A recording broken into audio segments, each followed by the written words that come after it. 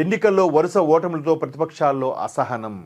Obviously, ఎందుకంటే ఓటమిని digest చేసుకోలేకపోతున్నారు. అంటే ఇప్పుడు యువత జంజీలు వీళ్ళందరూ అసలు వేరే లెక్కలేండి, వాళ్ళకి అసలు ఓటమి అంటే పడదు. వరుసగా దానివల్ల ఆవేశాలు, ఆర్గ్యుమెంట్స్, కోపాలు, రివర్స్గా రావడం, కొట్టుకోవడాలు ఇవన్నీ జరుగుతున్నాయి. సో వీళ్ళు కొంచెం ముందు తరం కదా, వీళ్ళు కూడా అలాగే ప్రవర్తిస్తేలా? చొరబాటుదారులను మమత కాపాడుతున్నారు. చూడండి, ఈయన ప్రసంగంలో ఎప్పుడు కూడా అధిక ప్రసంగం అనేది ఎప్పుడు ఉండదు.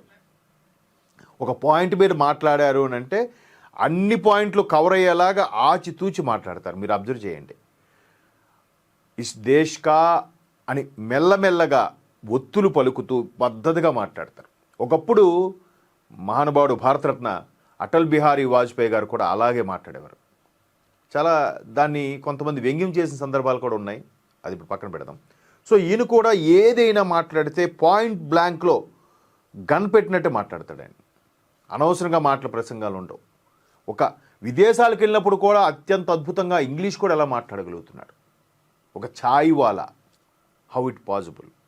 కఠోర దీక్ష, శ్రమ, పట్టుదల, అంతకు మించి దేశానికి ఏదో చెయ్యాలి అనే తపన, అది అసలైన ముందు